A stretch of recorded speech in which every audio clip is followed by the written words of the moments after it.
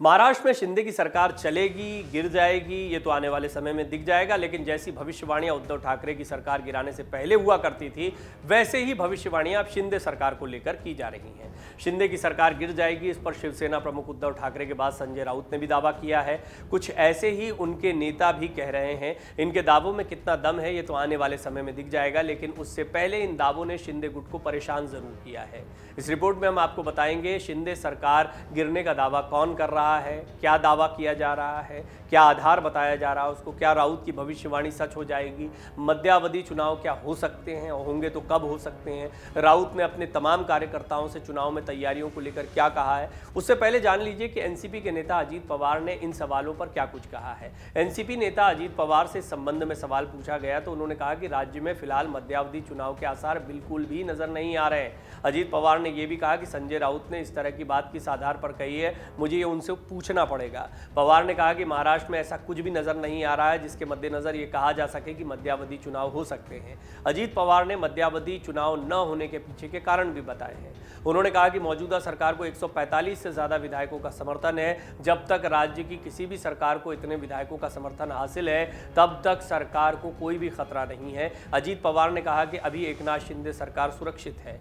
अब ये जान लीजिए कि मध्यावधि चुनाव को लेकर उद्धव ठाकरे और संजय राउत ने क्या कुछ कहा है। जेल से छूटने के बाद शिवसेना सांसद और प्रवक्ता संजय राउत एक बार फिर सक्रिय हो गए हैं। रविवार को उन्होंने मीडिया से बात करते हुए आरोप लगाया कि महाराष्ट्र में मध्यावधि चुनाव कराए जाने की साजिश दिल्ली में रची जा रही है। राउत ने दावा किया कि दिल्ली का मंसूबा देश के नक्शे से महाराष्ट्र को मिटा देना है। उन्होंने कहा कि अभी तो सिर्फ औद्योगिक परियोजना ही महाराष्ट्र से बाहर जा रही है।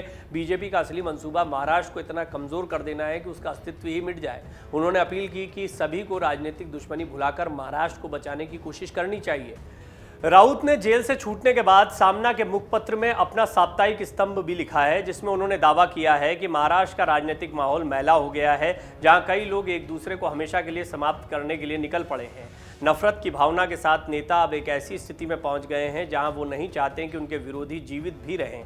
लोकतंत्र और स्वतंत्रता का अब अस्तित्व नहीं है, इनका सिर्फ नाम रह गया है। उन्होंने आरोप लगाया कि दिल्ली के मौजूदा शासक अपने मन मुताबिक बात सुनना चाहते हैं। ऐसा न करने वालों को दुश्मन माना जाता है। इसके साथ ही उन्होंने अपने तमाम कार्यकर्ताओं से चुनाव की तैयारियों में जुटने का आग्रह भी किया। संजय राउत ने यह भी कहा कि मध्यावधि चुनाव कराने की साजिश दिल्ली में की जा रही है, इसकी तैयारी भी शुरू हो चुकी है। ऐसा ही दावा महाराष्ट्र के पूर्व मुख्यमंत्री उद्धव ठाकरे ने भी किया। उनका भी मानना है कि शिंदे की सरकार ज्यादा दिन नहीं चल पाएगी। वो अपने कार्यकर्ताओं को हमेशा तैयारियों में जुटने को कहते रहते हैं। अब आपको बताते हैं कि शिवसेना नेता सुषमा अंधारे ने क्या कुछ भविष्यवाणी की है।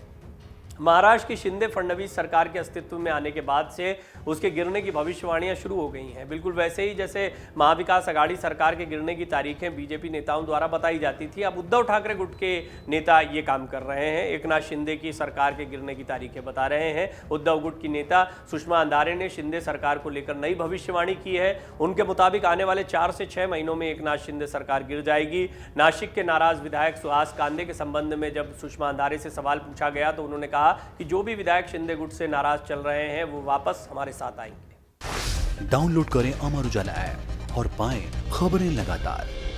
अगर आप ये वीडियो YouTube पर देख रहे हैं तो हमारे चैनल को सब्सक्राइब करें और बेल आइकन को दबाना ना भूलें। अगर आप Facebook पर ये वीडियो देख रहे हैं तो हमारे पेज को लाइक करें।